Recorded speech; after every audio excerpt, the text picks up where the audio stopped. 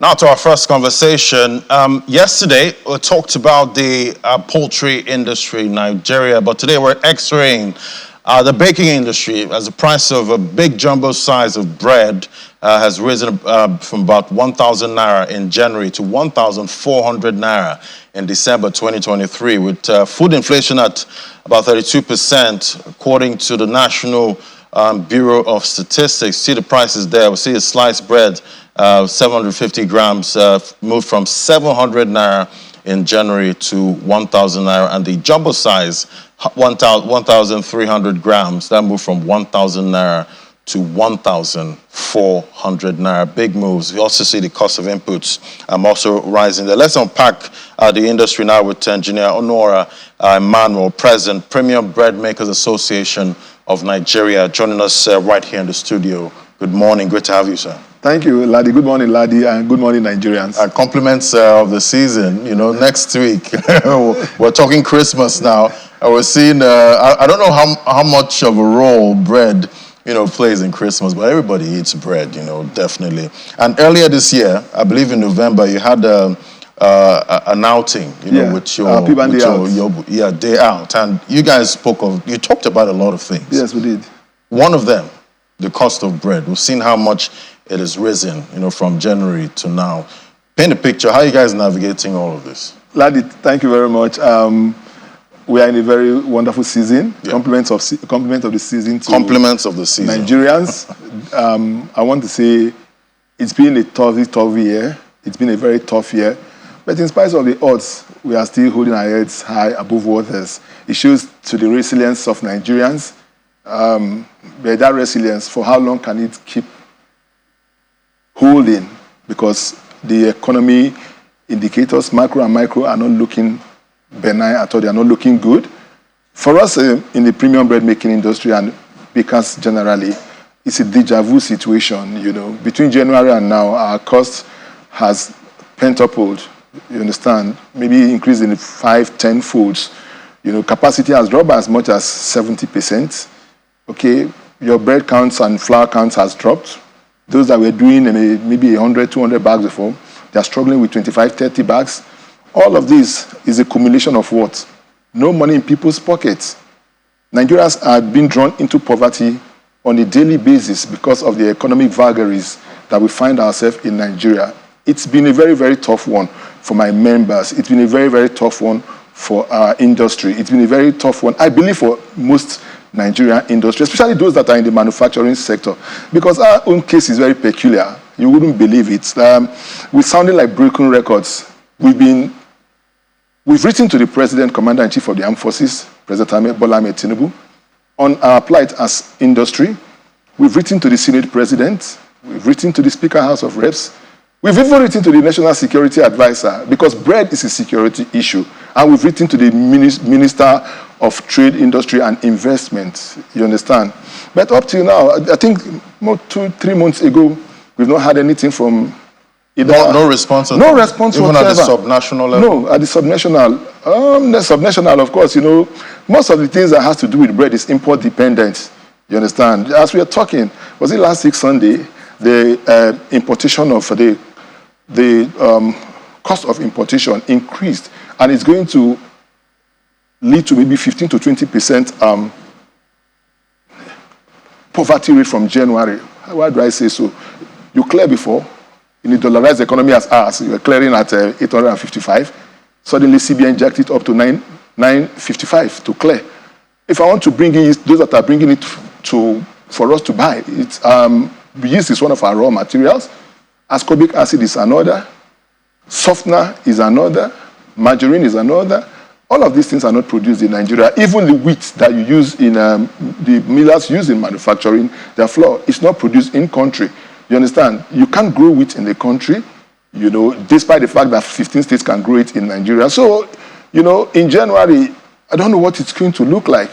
That's for 2024. Yeah, for 2024. Right, let's look at the cost of inputs now. Yeah. You did break it down for us there. If you see the cost of inputs that goes into making bread, to draw that up for me, you see that the cost of wheat there, wheat flour, that's grown about 60%. 64.54%. About 64. Yeah, 64.54%. See the cost of some bread inputs there from January to December 2023. See, flavor, that's gone from 9,000 to 12,000 naira. Flour, 30,000. 30 to 43,000. That's perfect. Your major inputs. You know.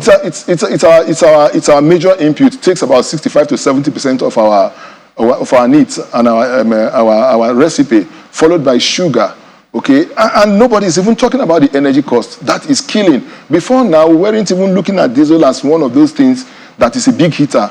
But energy cost is upending our businesses. Okay, one, look at the cost of the discos. It has grown in geometric proportion. It has grown astronomical. Look at the cost of diesel. At the beginning of the year, we're doing diesel 700, 720. Today, diesel is going for 1050, 1050 naira, depending on where you are sourcing. You know, and it's a major requirement for us because as bakers, it's a country where light, you don't have electricity, public energy or whatever.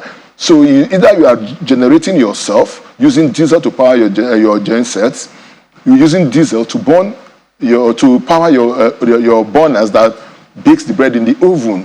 Okay, you use diesel to power your trucks. In my company, for instance, we used to have about 10 trucks, but now because of the economic situation, we have 6. Because if you go about distributing this bread to your distributors, if you remain in your bakery, nobody comes because there is a proliferation of bakery all across the country. Everybody thinks that bakery is a cash cow. Some people come into bakery and go into it blindly, and when they get into it, it becomes a vortex for them, and they begin to cry. You know, not knowing that it's a very, very serious business. People will just tell you, go do bread, go do bread. You don't know that there are technicalities involved in doing bread. There are so many things involved in doing bread. You have to know your count. You have to know your costing. It's not just jump in, because if you jump in, you jump out. So that is it. Talking about energy, you know, at this time, I've not had light in my house for a couple of days. Yeah, we've not had it for 3 days now in my place. I think they said Egbin is under 2 days now. We've not had light in my area. In my bakery, I think about 2 days now we've not had we've not had light. And so for most of our members, even for those of you that those of us that are lucky to be having the lights, it's so expensive.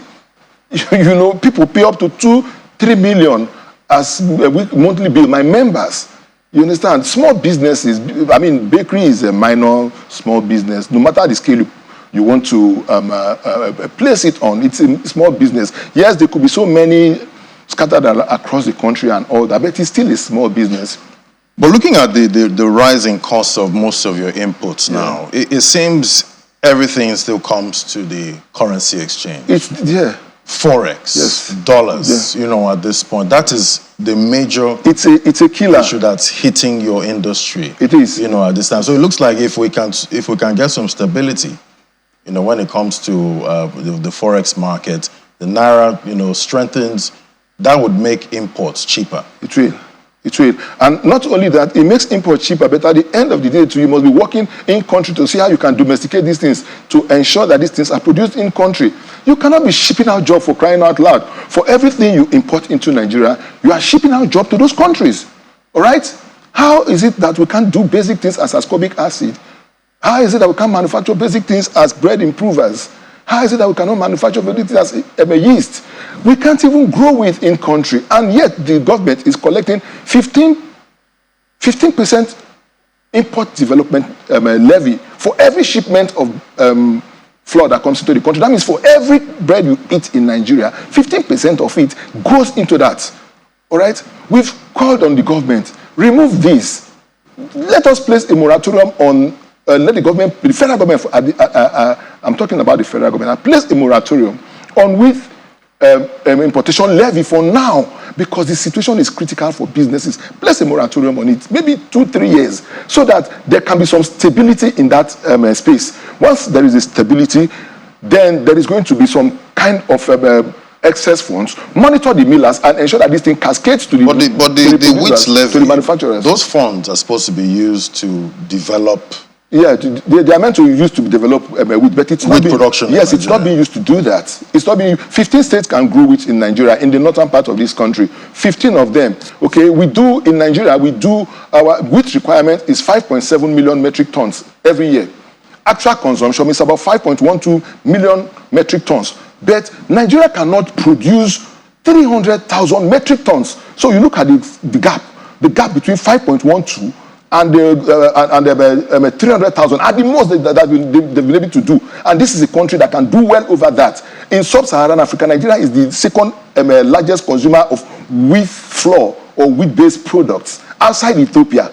So it's a veritable market to ensure for job creation for the growers and then for the feed industries, you understand? Because about 90% of it is used for flour for making bread, and then you have for pasta, you have for the shafts that you use for the poultry industry and all of that. So the government must work seriously.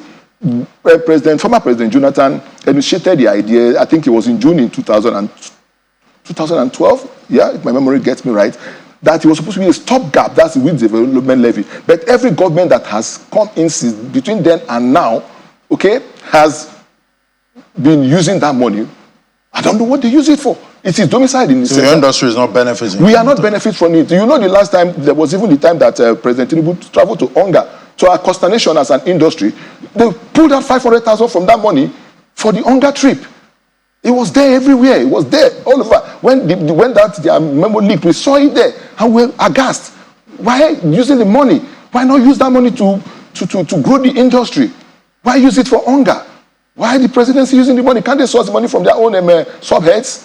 You know, so it's a very tough one as an industry. My members' businesses are going next thing. And the more you drag people into poverty, the more you exacerbate insecurity in the country.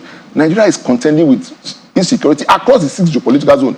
Don't miss words about it. It's across the 6 geopolitical zone. Banditry, whatever name you want to give it, banditry, unknown gunmen, known government or whatever, non-state actors everywhere. Then you are pulling people into poverty every day when the bakeries are going under, throwing them into poverty. But looking at the cost now from January to December, that's the cost of buying a loaf of bread. Talk to me, paint a picture, what's demand like, at these prices? That's what I've told you. I said 70% has dropped. For instance, if you were doing 100, for instance, if you were doing 15,000 loaves of bread a day, today, if you are doing 3,000, you thank your star. That's what I'm saying. It has dropped by 70%. Capacity has dropped drastically for every bakery. I'm telling you the truth. And what has led to that drop? It's because there is no money in people's pocket. So at the end of the day, people... If I may ask you a question, right. When was the last time they gave you a pay rise? Wow. If I may ask you, let's take it, let's pack it off here. You understand? For me, as a business, we know wage rates. That's another issue. For me, when it comes to currency devaluation and inflation, most of the time we know that it's the workers that suffer. And at the end of the day, we're seeing Nigerians now; their incomes are squeezed. Disposable income is squeezed from every side. At this point. But going into 2024, what would you like to see to help this industry so that Nigerians can actually afford bread? What we can like to see is the first thing first, government should place a moratorium on wheat import levies. Don't collect that levy. It's not everything that is about revenue generation. The government is so fixated. You are going to FAC and you are sharing 1.something trillion. Subnationals are getting richer, the governors are getting richer. Does it cascade to Nigerians? No. The local government, who holds them accountable and responsible? No. In everything, it is politics. Nobody cares about the average Nigerian. Nobody cares about the suffering Nigerian. And it's a recipe for disaster if we are not careful. People are pent up. And the picture we are painting in 2004 is going to look, the horizon is not looking good. I just told you something about what the CBN, what they just raised. $1 to 855 for clearing of the managed floats. Okay? Now, you said you deregulated. It's 9.55. That means 15 to 20% already.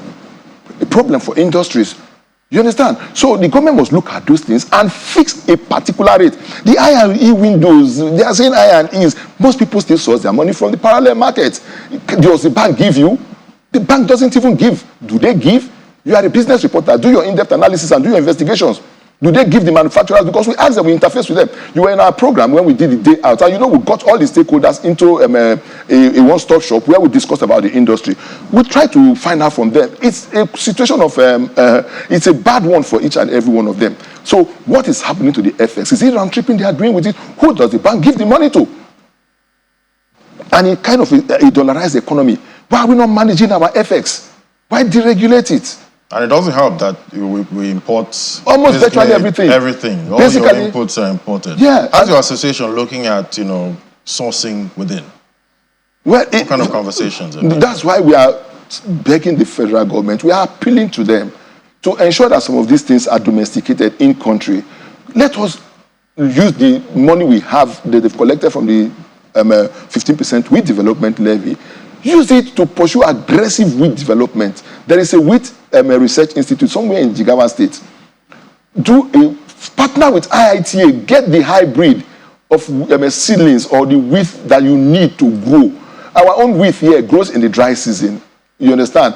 This between November, I think, and March, that's when they grow it. That is the window. So be aggressive about it. Increase your cultivation per hectare.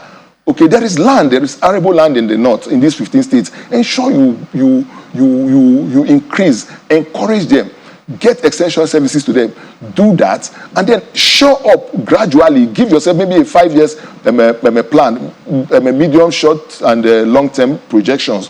Look at that in this year, maybe in 2000, we expect to get from the 300,000 metric tons we are doing a year. Let's go to graduate to by 500. By the year 2030, we should be hitting 1 million. Okay, then you know that you have a plan in place. The same thing for the backward integration for sugar. They say backward integration, but our sugar, the raw sugar still comes from Brazil. 90% from Brazil, 3.3% from Turkey. So do these things. There's a Basita in Nasarawa State or somewhere. These sugar refiners, okay, you know them, the 3 big or 2 big boys. They have their farms, grow the sugar cane here, ensure that this thing is domesticated in country. Have a plan for it too. It's not enough saying I'm doing backward integration, but you are still dependent on importation from Brazil. What you do here is to infuse vitamins A and all that into the and then begin to sell to Nigeria. And most critically, we must move away from this dollarization of Nigeria's economy. It's not helping our industry. Bread is a staple. Bread is a grab and go for every Nigerian. Bread is that thing that everybody can eat with anything in Nigeria. Bread is the most consumed food in Nigeria. Don't get me. Bread is it. After bread, maybe rice and then swallow. Right. So if people can no longer afford bread, it becomes a problem. We've seen what that has done in other countries when the masses cannot afford bread. But definitely, we're hoping that going into 2024 we can solve all of these issues, get the FX market stabilized, and hopefully we don't have to import every input, that goes into your industry. Thank you so much for coming on, because we always pray for our daily bread. Yeah. But when you get your daily bread, can you afford it? My brother, it's crazy. Thank you so much. Thank you so much for coming on and breaking it down for us, Mr. Honora Emmanuel, President, Premium Bread Makers Association of Nigeria. Thank you, Ladi, for having me. Thank you, Nigerians. Let's keep hope alive. Yeah, keeping hope alive, definitely. Next week, Christmas. Thank you so much. So, we'll after the break now, FX commodities market update. That's next. Do stay with us. This is Business Morning.